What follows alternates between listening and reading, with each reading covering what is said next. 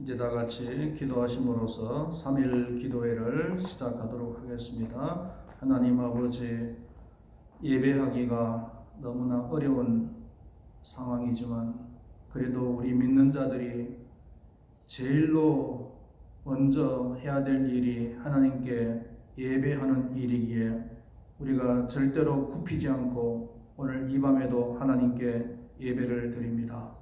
이 예배를 받아 주시옵소서. 시종을 주관하여 주시옵소서. 예수님의 이름으로 기도드리옵나이다. 아멘. 찬송 360장을 부르시겠습니다. 각 가정에서도 다 같이 불러주시면 감사하겠습니다.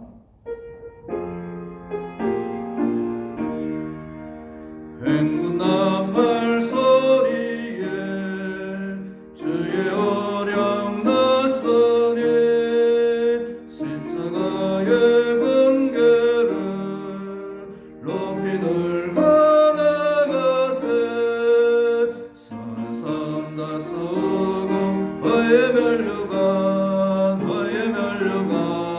받았으리라 선의 삶 다스고 허의 멸류관 예루살렘 성에서 멸류관 받으리 저 요단강 건너 우리 성 마치는 날 너의 멸류관 예루살렘 성에서 악한 마귀의 권세를 모두 개쳐버리고 승리하신 주님과 승전가를 부르세 선한 삶 다스고 허의 멸류관 받았으리라 선한 삶 다스고 허의 멸류관 예루살렘 성에서 멸류관 받으리 저 요단강 건너 우리 성 마치는 날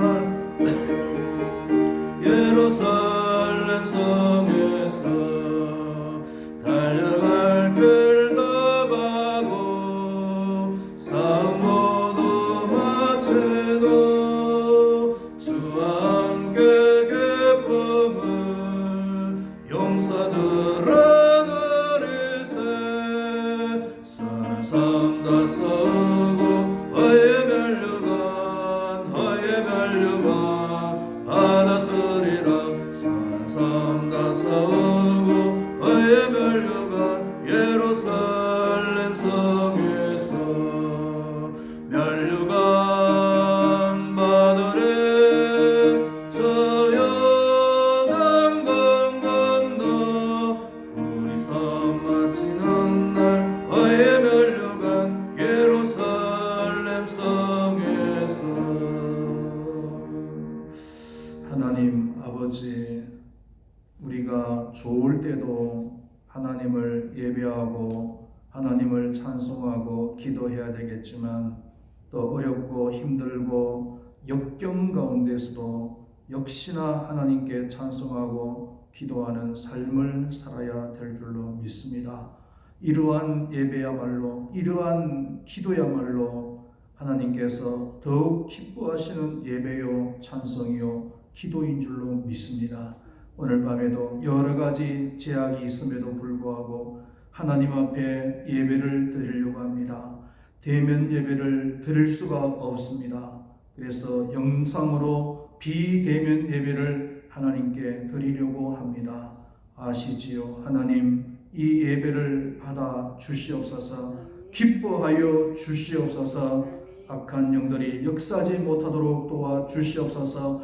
산만하지 않도록 도와 주시옵소서. 비록 역경은 어렵지만 집중해서 하나님 앞에 예배 드릴 수 있는 은혜가 있게 하여 주시옵소서. 하나님의 말씀을 나누려고 합니다. 하나님, 성령께서 역사하여 주시고 말씀에 큰 은혜가 있게 하시고 큰 깨달음도 있게 하여 주시고 실천하고 하고자 하는 그런 결단도 설 수 있도록 도와 주시옵소서. 부족한 것을 세워주셔서오니 하나님의 말씀을 잘 증거할 수 있도록 힘과 능력으로 도와여 주시옵소서. 예수님의 이름으로 기도드리옵나이다. 아멘.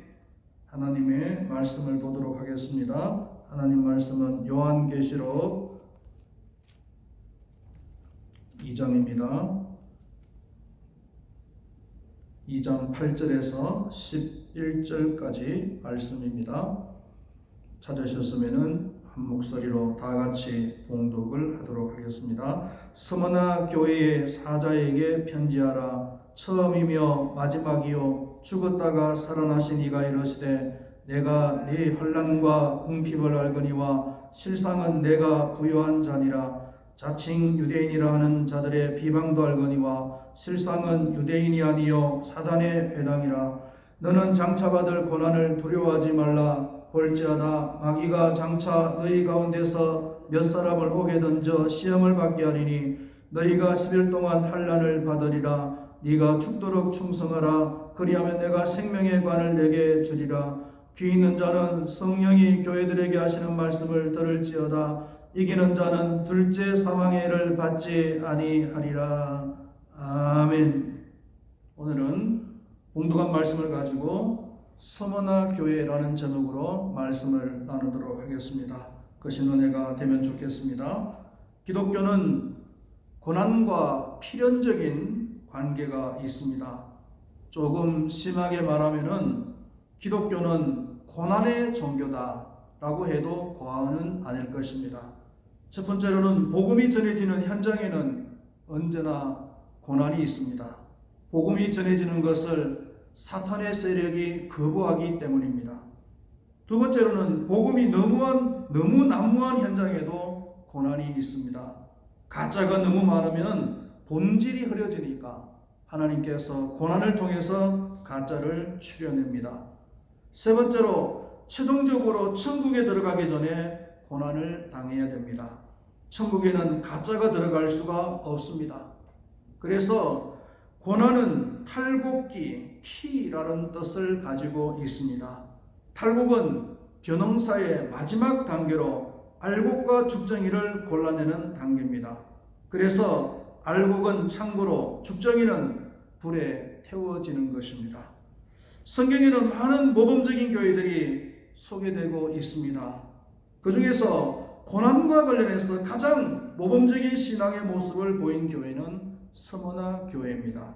그래서 오늘은 스무나 교회에 대해서 알아보고 신앙의 도전을 받기를 원하는 것입니다. 먼저 스무나라고 하는 도시에 대해서 알아보면은 오늘날 터키의 이즈미르라고 하는 도시입니다. 이즈미르는 인구 400만 정도 되는 터키의 3대 도시 중에 하나입니다. 그리고 에게해를 끼고 있는 항구 도시입니다. 우리나라로 말하면은 인천점이라고 생각하면은 적당할 것입니다.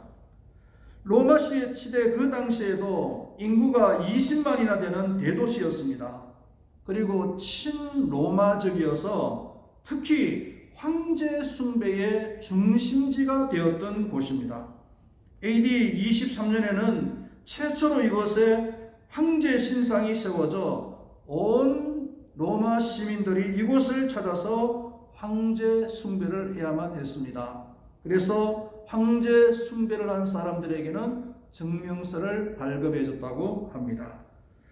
스무나에 언제 교회가 세워졌는지는 정확히 알 수는 없지만 바울이 3차 전도 여행 때 교회가 세워졌을 것이라는 설이 유력합니다.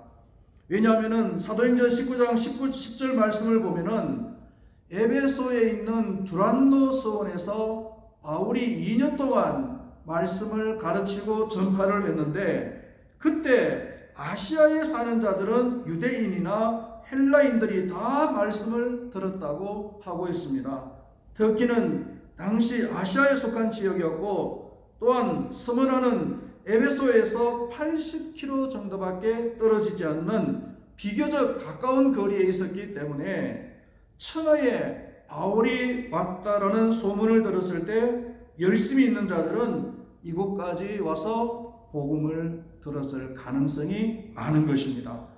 그러면 서머나 교회가 고난과 어떤 관계가 있는지, 그리고 고난을 어떻게 이겨나갔는지를 알아보기를 원합니다. 첫 번째로 9절 말씀에 보면은 서머나 교회는 환난을 당하고 있다라고 말씀을 하고 있습니다.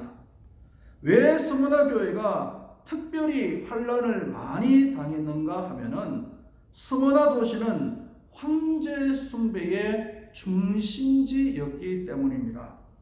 시민들은 1년에 한 번씩 황제 숭배를 하고 증명서를 발급받아야만 했습니다.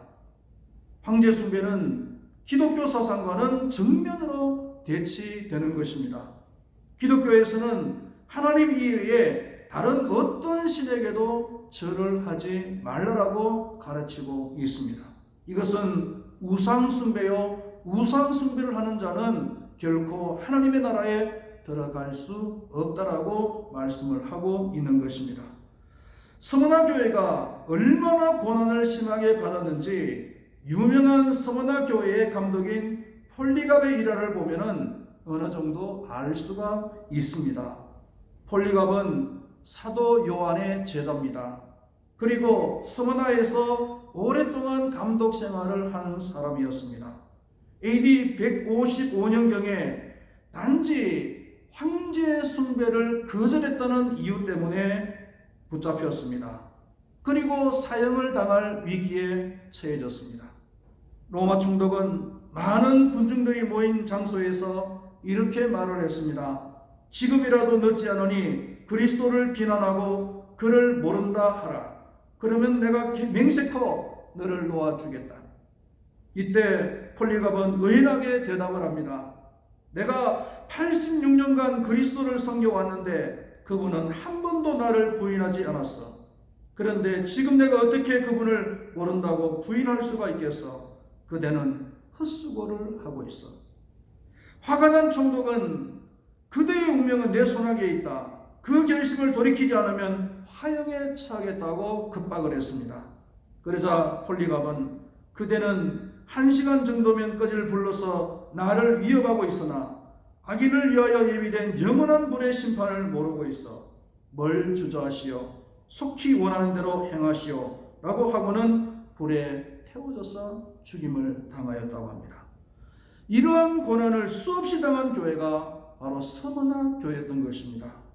우리는 성도들에게 닥치는 고난을 이상하게 생각할 필요는 없습니다. 성경은 분명히 성도들에게 고난과 환난이 닥칠 것이라고 말씀을 하고 있습니다. 마태복음 24장 9절 말씀에 보면은 그때에 사람들이 너희를 환난에 넘겨주겠으며 너희를 죽이리니 너희가 내 이름 때문에 모든 민족에게 미움을 받으리라고 말씀을 하고 있습니다. 단지 내가 예수를 믿는다는 이유 때문에 받는 고난인 것입니다. 그렇다면 역으로 생각해서 고난을 받지 않을 방법도 있습니다. 그것은 고난이 닥칠 때 예수를 안 믿는 척 하면 되는 것입니다. 아니면 하나님의 방법대로 하지 않고 세상 방법으로 하면 되는 것입니다. 이렇게 하면은 이 세상에서는 고난을 피할 수 있었는지는 모르겠으나 그 결과는 천국이 아니라 지옥입니다. 배교한 것이기 때문입니다. 두 번째로 서머나 교회는 궁핍하다고 말씀을 하고 있습니다. 서머나는 항구 도시로서 서방 무역의 중심지 역할을 하였던 곳입니다. 그러므로 굉장히 번창하고 부를 누리던 도시였습니다. 그런데 서머나 교인들은 왜 궁핍한 것입니까? 이들은 예수를 믿는다는 이유 때문에 재산을 수탈당하고 가지고 있던 직업까지도 모두 빼앗겨 버렸기 때문입니다. 서머나 도시의 물질적인 풍요로움은 황제 숭배를 지지하는 사람들이나 누리는 것이었습니다. 황제 숭배를 거부했던 대부분의 기독교인들은 빈민계층에 머물러 있었습니다. 여기서 우리는 한 가지 의문점을 가질 수가 있습니다. 예수를 잘 믿는데도 왜 가난하게 살아야 하는가? 믿음이 없어서? 아니면 복을 못 받아서 가난한 것입니까? 답을 주는 성경 말씀이 있습니다. 마태복음 19장 29절 말씀에 보면은 또 내 이름을 위하여 집이나 형제나 자매나 부모나 자식이나 전토를 벌인 자마다 여러 배를 받고 또 영생을 상속하리라 라고 말씀하고 있습니다. 주님을 위하여 집이나 전토를 벌인 자가 진정한 주님의 제자라고 말씀을 하고 있는 것입니다. 히브리서 10장 34절에서는 너희가 갇힌 자를 동정하고 너희 소유를 빼앗는 것도 기쁘게 당한 것은 더 낫고 영구한 소유가 있는 줄 알미라. 하나님의 나라의 때문에 아니면 주님 때문에 소유를 빼앗기는 것을 말하는 것입니다. 서머나 교인들이 이 말씀을 바로 실천한 사람들이었습니다. 그래서 주님께서는 이들이 이 세상적으로는 궁핍하였지만 실상은 부유한 자라고 칭찬을 하고 있는 것입니다. 내가 환난과 궁핍을 알거니와 실상은 네가 부유한 자니라. 믿음의 부유한 자인 겁니다. 이들은 주님께서 인정해 주시는 진짜 부자였습니다. 그리고 세 번째로는 자칭 유대인이라 하는 자들의 회방도 있었다라고 말씀하고 있습니다. 자칭 유대인이라는 자들의 비방도 알거니와 실상은 유대인이 아니요 사탄에 해당이라. 당시 유대인들은 하나님을 믿는 사람이면서도 불구하고 사실은 교회를 회방하는 사람들이었습니다. 로마 법정에 기독교인들을 악의적으로 고소하던 사람들이었습니다. 예수님 당시에도 예수님을 따라다니면서 예수님을 비방하고 예수님을 고소하고 예수님을 핍박한 사람들이 바로 유대인들이었습니다. 결국 예수님을 십자가에 못 박는데도 결정적인 역할을 하는 사람들이 바로 유대인들이었습니다. 그리고 바울이 선교 사역을 할 때에도 매번 따라다니면서 해방하고 핍박한 사람들이 바로 유대인들이었습니다. 이들은 하나님을 모르는 사람들이 아니라 누구보다도 하나님을 잘 알고 하나님을 잘 믿는 사람들이었기 때문에 놀라지 않을 수가 없는 것입니다. 오늘날 교회 안에 있는 자들 중에 이런 사람들이 있습니다. 앞에서는 교회를 이롭게 하는 척하고 평상시에는 잘 순종하는 것처럼 그렇게 행동을 하다가 뒤에서는 딴짓을 하고 그리고 결정적인 순간에는 교회를 어지럽게 하는 사람들이 있습니다. 평소에 믿음 생활을 잘하는 것처럼 보였기 때문에 사람들은 혼란스러워합니다. 그래서 그들을 변호하려고 하기도 합니다. 그러나 이들은 사단에 해당입니다. 이런 사람들의 영향으로 많은 사람들이 교회를 떠나가게 됩니다. 그러나 이러한 혼란 가운데서도 믿음을 지키는 자들이 참된 신앙을 가진 자들입니다.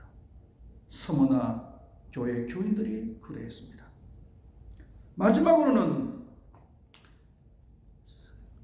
마지막으로 이 서머나 교회는 장차 받을 고난이 또 있다라고 말씀을 하고 있습니다. 10절 말씀에 너는 장차 받을 고난도 두려워하지 말라. 볼지어다 마귀가 장차 너희 가운데에서